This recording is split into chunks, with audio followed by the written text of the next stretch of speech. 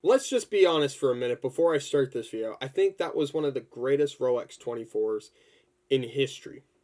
In history. Through all 59 races.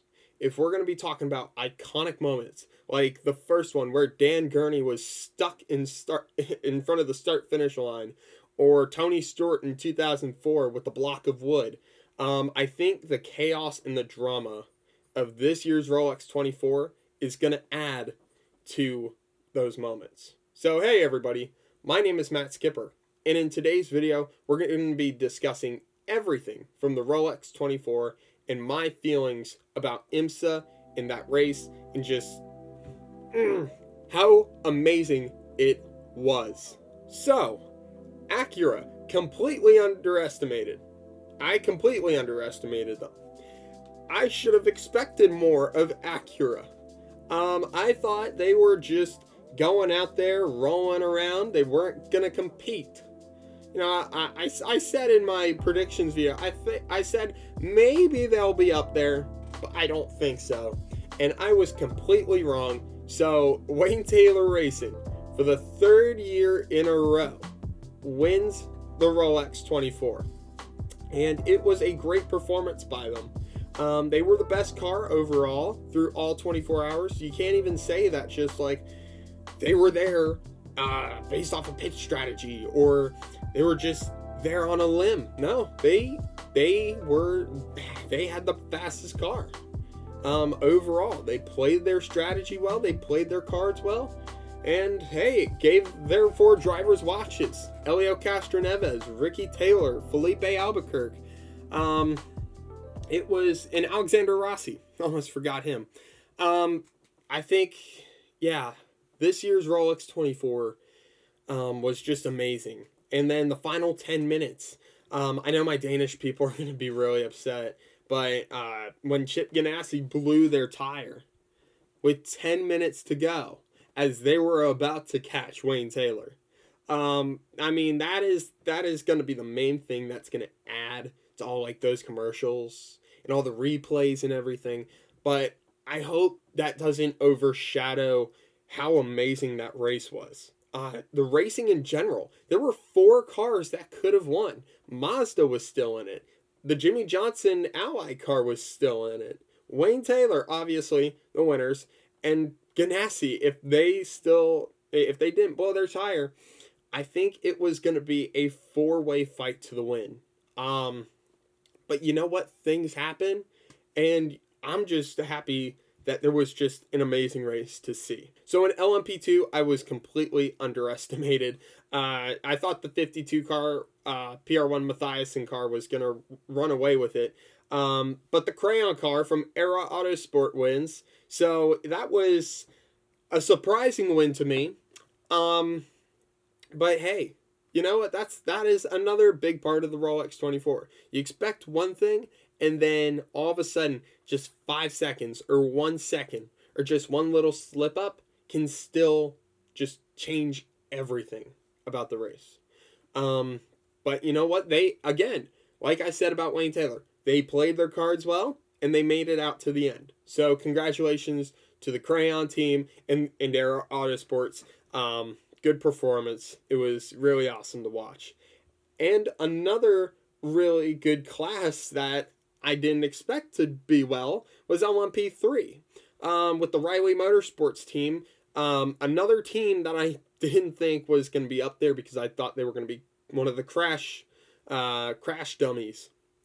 But they have two former IndyCar drivers on their team from Oliver Askew and Spencer Pigot.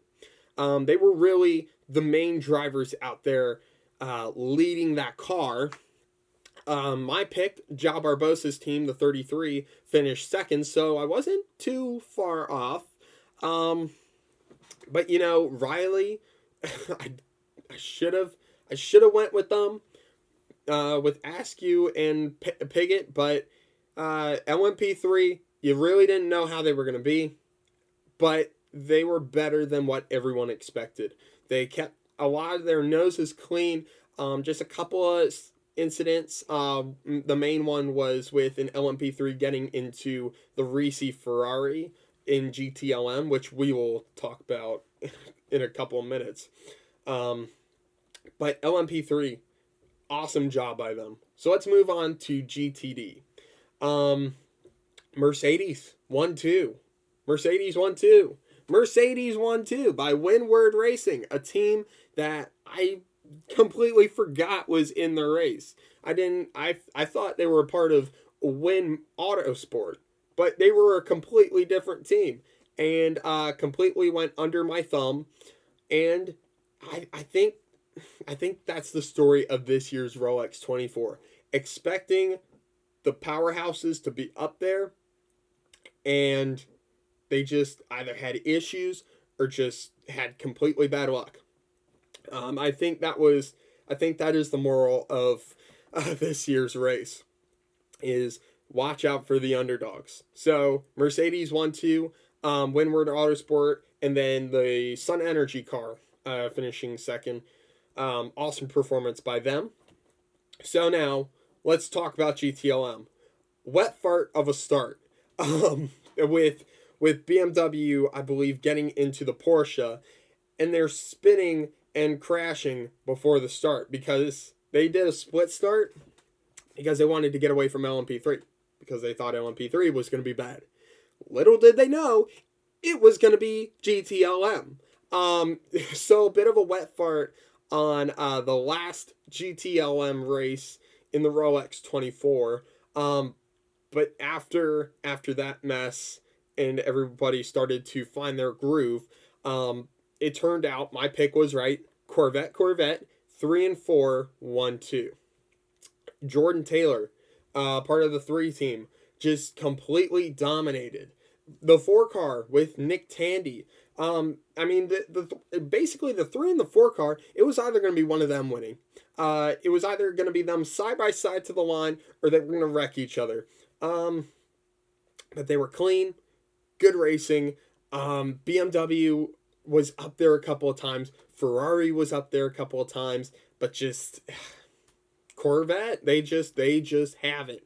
They have Daytona figured out. They've won it so many times. You really can't go wrong if you're picking a Corvette to win the Rolex 24.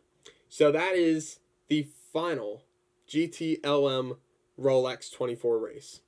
Bittersweet. We will talk about GTD Pro and GTLM and what the future of GT is going to be in IMSA racing in a couple of days, because I wanted to wait to make that video. So with that being said, here's my personal opinion of that race. One of the greatest I have ever seen.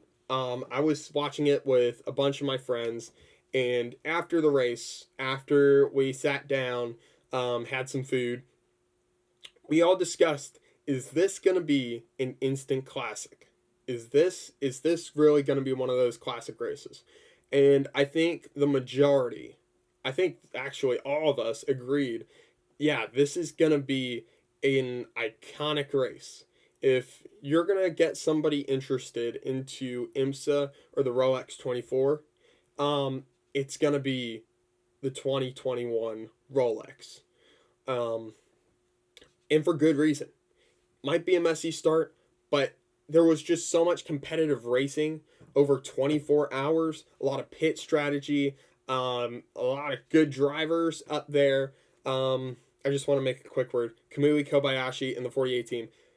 That was amazing. Amazing performance by Kamui. I think there's a picture out there with him holding a Bud Light, a Gatorade, and a water at the same time. And he definitely deserves it, especially after finishing second. So, I'm going to leave it off there. Next race for the IMSA season is going to be over at Sebring, which is going to be very exciting. But now, we only wait 2 more weeks for the Daytona 500 and the NASCAR season to start. So with that said, thank you all for watching today's video. Please like, subscribe, share, comment, anything to support the channel. I want to thank you guys so much for enjoying, and I will see all of you in the next video.